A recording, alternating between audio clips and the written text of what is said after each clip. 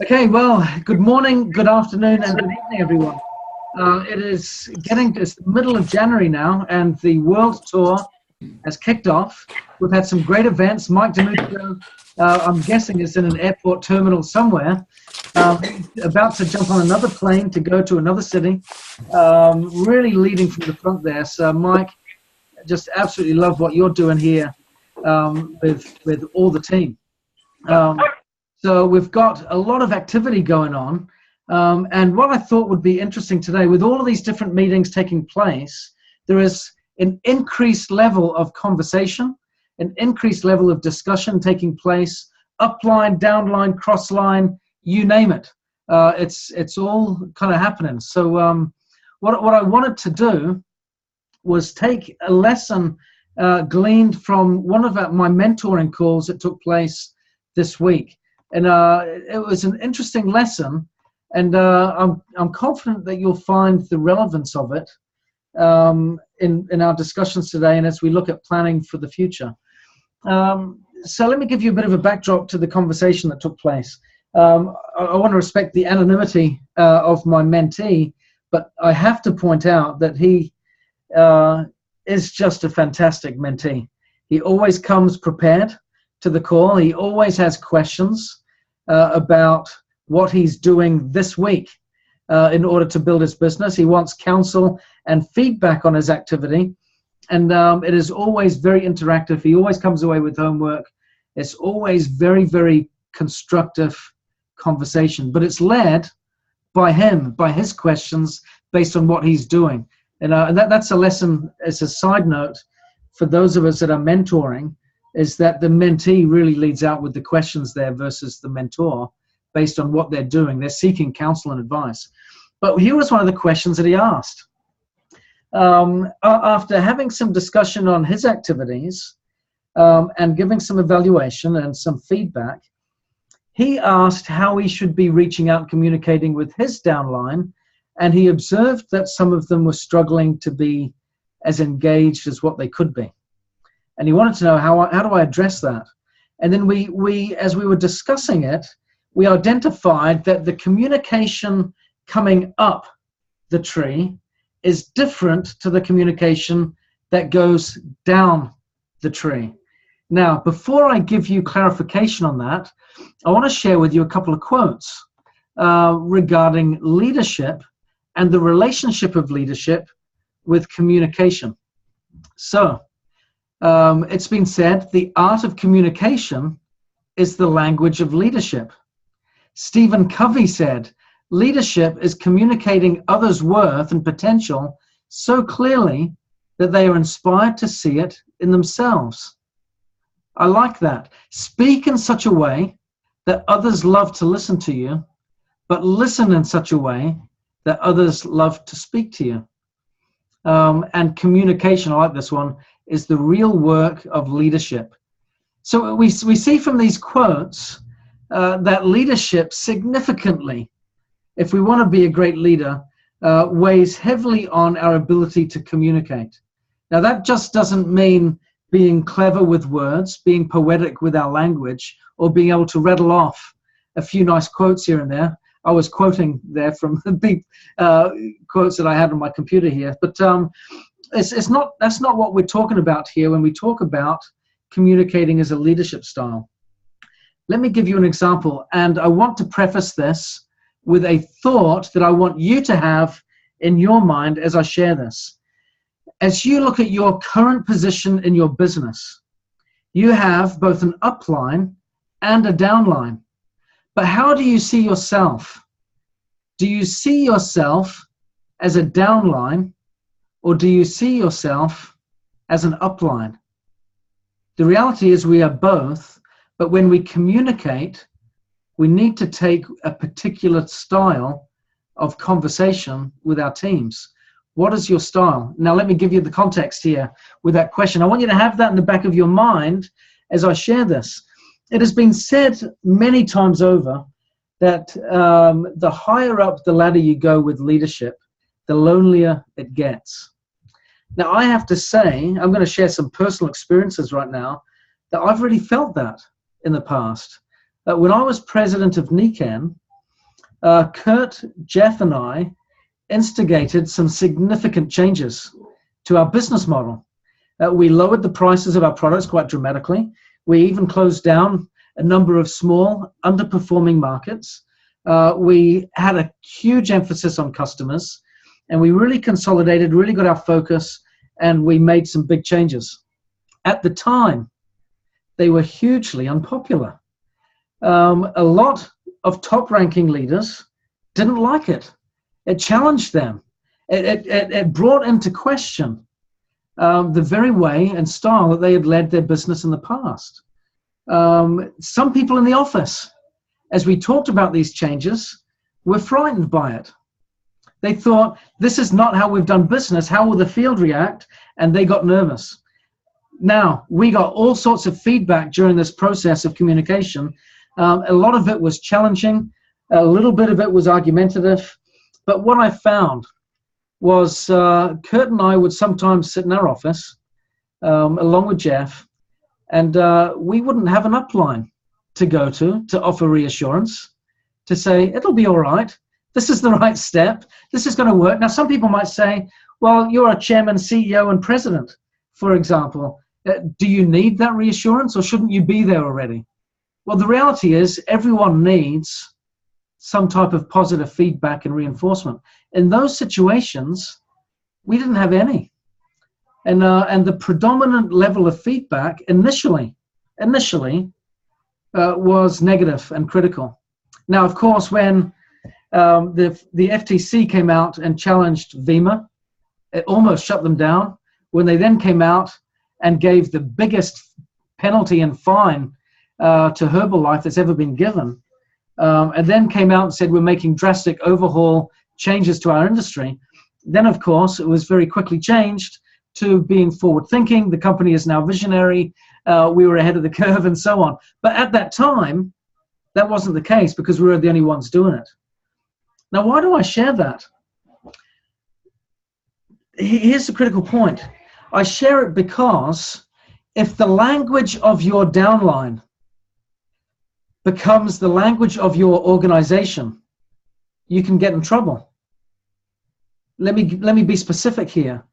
The language that you will typically get, and that I have experienced when I work with my downline, typically the feedback that I get will be, I've got a question about this, I've got a concern about the other, how does this work, this isn't working right. Of course, if someone in your downline has a problem, who do they go to?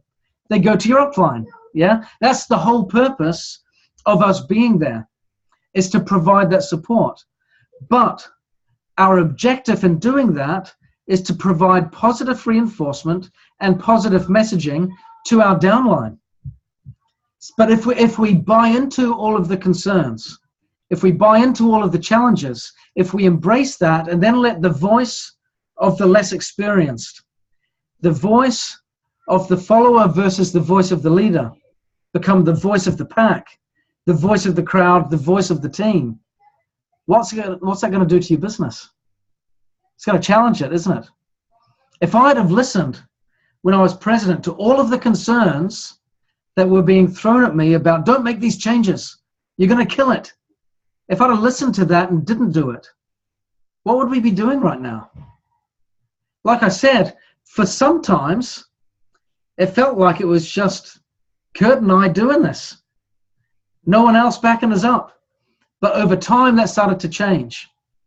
So I want to emphasize, when you look to where you are in your business, are you an upline or a downline in your conversations? It's really important that we remember that that great lesson I was taught a number of years ago, that in business, you're always going into or coming out of a crisis. That's interesting, that, isn't it? And the person that said it, he was a CEO, and he said, and if you're smiling right now, then I know what's around the corner for you. Meaning it might be sweet now, but there's going to be problems later on that are going to come. Now, let me give some context to that point. As I was developing my seniors in the month of December, you asked, I mentioned this the other week, you speak to Jeff or to Orsa about all the things that were going wrong at the 11th hour with the people that I was trying to sign in, credit cards that were getting rejected, people not wanting to give social security numbers, paperwork getting in late, people going on holiday when they were supposed to be getting paperwork submitted, products not being in stock that they were thinking they were going to order to get them to the senior ranks, all these different things, you name it, it was happening, it was happening, it was happening. And sometimes there were things going on where if the system would work just a little bit better, right? If it just had this feature or that feature, I wouldn't be pulling my hair out right now. Now, why do I say that? Because if the downline, if the guys that I was talking to came back to me and said, oh, Ben, everything is just going wrong right now. The paperwork isn't getting, my customer's card got rejected. They wanted to get this product. Turns out that it's not in stock right now. We've got to wait. The shipping process here is complicated. You know what? I might just not bother. Now, how many of us have heard these comments and thought, you know what? It really is tough. They've got a valid point. Maybe they shouldn't. Maybe it's too hard. Maybe I shouldn't have the goals that I've got. Maybe I'm being overambitious. Does anyone relate to that? Have you ever had that moment from time to time? If you haven't, you're probably not human. Yeah? Because I think those feelings, those doubts and questions do come to all of us. But I share this to emphasize it is the nature of being an upline that we will always get those types of questions, comments, concerns, and points of feedback. But it is not our responsibility to embrace those points, own them, and then have them become our concerns. Our job is to find solutions, reassure, provide confidence and encouragement, and give them a vision that helps them go out there and keep working. That is always the duty of the leader. There have been plenty of times, I'll give you another extreme example to highlight a point. When I was general manager of Amway, we had this government investigation, right, where the government wanted to shut the company down. We were being investigated. It was industry-wide global news, what was going on. I was a general manager at the time, and so all eyes were on me. I was the face of that crisis for the business. Any communication went out with my signature on it. And some of that communication wasn't pleasant. During the course of that time, as we're looking at the research, at the success rate of the government in going to court in these scenarios, they had something like a 97.5% success rate of winning, right? And here we are going into battle with those ratios. Now, I have at this point essentially suspended every distributor in the market. There were 30,000. I don't think there are many general managers that have suspended 30,000 distributors in one go. That was my lot, not a good time. But at the same time, I had my staff coming to me saying, Ben, can I please have a private word? And they'd come into my office and I say, sure, I'll sit down. They say, are we going to have a job in 6 months? Or is the government, or are we going to win? What do I do? Now, what do you think I should say to that? Should I say, you know what? There's a good chance you're not gonna. We're not good. We probably will lose. The odds are stacked against us. If I were you, I'd probably look for another job. Should I say that? As a leader, what do you think? The reality is, if I'd have done that, it would have become a self-fulfilling prophecy, wouldn't it? And everything would have imploded. I wouldn't have had staff to help turn the business around, to win the court case. I wouldn't have had staff to reignite the fire in the field. I wouldn't have had staff to get the job done. And everything would have sunk. Now, the odds were not in our favor. But you know what? We went out there and won the court case and had a real landmark experience for the industry. I'm thrilled now to have been a part of that. But what did I say? I said, yes, we're going to win this court case. We are putting every resource, every effort, every commitment behind making this work. We're going to do all that we can. I'm going to work with you every step of the way. And should the worst case scenario happen, then we will back you, support you, and do whatever we can to look after you no matter what. But be with us to the end. We're going to make this work. And we gave them every encouragement. What did I feel when I went home that night? or many nights over in those situations. What do you think went through my mind? I was a young father of 4. I was in my early 30s. My wife has always been a stay-at-home mum. We'd moved away from our home, our family, to have this job. And here we were, where I'm sat there thinking, are we going to win this court case? The odds are stacked against us. What do I do? Am I going to have a job in 6 months? How does this affect me? And these were questions that went through my mind. But what I had to do was not own that and take the position of strength. And this is what leaders do. They take the position of strength and they say, even if the boat is shaking on the waters, even if a storm is blowing, I'm going to put my sails to the wind, and we're going to sail through this and make it happen. I want to emphasize today, ladies and gentlemen, as we're talking about all the great things that are going on, as we discuss all of the opportunities to get to meetings, get to events, to build the business, the more we build the business, you will find the more challenges will come your way. It is the fruit of development. It is the outcome, the child of growth. You know, when we exercise and we work, we sweat. By the sweat of thy brow, thou shalt eat bread all the days of thy life. That's what we've been taught. When we toil and labor, we sweat and we ache. And mentally, that happens in our business too. By the stress of our mind or the sweat of our brow, we move forwards. So I share this because as we move forward in the business, as we start to engage more, as we connect more with others, what happens there is we'll get a lot more excitement. We'll feel that from the energy coming from the internet, from the pictures that we're seeing, from the events we're participating in. But from time to time, we're going to get some of that upline communication that'll come to us that might just say, I'm not sure if this is doable for me. Or I've got a concern that I don't believe can be fixed. And you might get 2 or 3 calls like that back to back because you're the upline.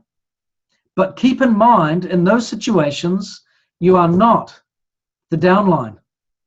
It is not our task to agree in those situations. We can empathize and appreciate the concerns, but our job is to find solutions and to do what Stephen R. Covey said and instill in them a vision about themselves that is so wonderful, so compelling, that they can't wait to see it realized. Yeah?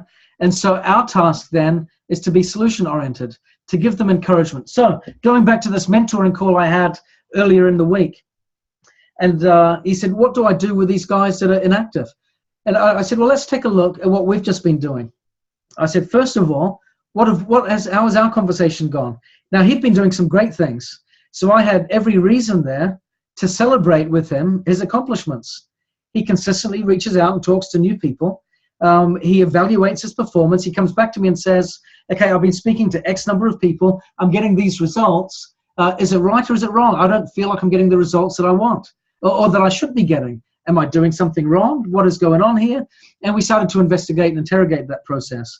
But in the process of that conversation, I poured out confidence and praise and encouragement on him as much as I possibly could because he was doing the right things. And I wanted him to believe that he was doing the right things, know that he was, and keep doing it. And so as much encouragement as I could give, I offered him, and as much praise and recognition. So then he said, well, how do I do that with a group that is inactive? What do I do there? My answer to that was, find something in them that you can praise and celebrate. They might be inactive right now, but maybe they've got a quality, a skill, a virtue, an attribute that you think is fantastic and would be an asset to your business. Pull that out in a conversation and say, you know what, if you're reaching out to those that are less engaged, say, we've got all this stuff going on, and I just had to tell you about this because as I speak to you and as we've worked together, I can't help but notice that you've always got a great way with people, or you've got such a great ability to reach out to new people, or you've got such a keen understanding of the products and that passion comes across so well. I think you'd be an asset to my meeting. I'd love you to be involved. So the point is, find the genuine qualities in them that they possess that you can praise and recognize, and let them know it. Tell them that you love them. I have learned that one of the first principles of leadership, aside from that critical point of communication, but it's the foundation upon which that whole principle of communication is executed with excellence. The foundation of that makes us great communicators, is love of those we serve, love of those that we lead. That is critical. And what I have found is sometimes you might look around your own group and think, there are some guys in my team that maybe aren't so lovable. Yeah? Then learn to love them. Look for good things. Make a pointed, deliberate effort of looking for ways to serve them, do good for them, look after them, nurture them, make it count. Love them.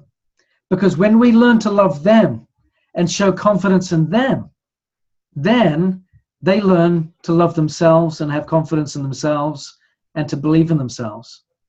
And I can't count the number of times that I've been at events now all over the Nikken world, in over 20 odd different countries now, where I've said, what's the biggest obstacle in your growth in your business? It's yourself. It's your belief in yourself. And almost without exception, that's always agreed with unanimously. So how do we fix that? As leaders, we love our people. We let them know that we have confidence in them. When they get discouraged and concerned, we listen, we empathize, we hear what they say, we respond with encouragement, but we don't own their concerns. We don't take them upon ourselves and make them ours, because that doesn't help them and it doesn't help your business. If those that come to you with concerns become the voice of your team, then your whole team gets concerned. Do you see the impact there? We don't want that. That's not what leadership is about. So like I said, we've got upline communication, we've got downline communication. Each of us are both an upline and a downline to someone. But what I would encourage you to do is to share the questions, concerns that you've got to your upline. Let them help, let them encourage, let them support, let them do their job as a leader, but also take upon yourself the mantle of leadership and be that leader, that voice of authority, that voice of conviction to your downline. If you don't feel it, say it anyway. Make it true. Whenever we're setting goals, we're making something that is not yet real, real. We're making the intangible, tangible. We're getting something from our head onto a piece of paper into existence. We are creators. And we are creators of our own lives. We are creators of our own destiny. We are creators of our own future. And we are creators of this truth, that what happens in our business is truly up to us. So let's not own the concerns. Confront them, deal with them, find solutions. Let's make it count. Let's be there for our downline and be the voice of a leader, one that loves them, one that encourages, one that has conviction and belief in the future, and will do whatever it takes to support them and get the job done. Again, we've come to the end of our call today. I need to highlight, next week, we won't be having this Tuesday call because I will be in Mexico traveling for events, so we'll catch up afterwards. But I want you to know that I love you, and as much as I can support you, as much as I can give you encouragement, I want you to know I've got your back every step of the way, because I genuinely believe in this business. We made changes when I was in the office that at one point no one else believed in. But we did it because it was right, and because we believed in it, and because we believed in you to get the job done. And then I took that step out of the office into the field to back up my strategy with my own actions. Why? Because I believe in you. I love you, and I want us all to succeed. So thank you for being with us on the call today. I hope this has helped. I hope it makes a difference. And again, all I want to do is make a difference with you. Let's have a great tour. Invite tons of people to your team, meetings, to the events that's going on. Let's make it count. Now is a time to make a difference. So take care, everyone. Love you lots, and we'll speak again in a couple of weeks. Bye-bye. Thank you, Ben. Thank you.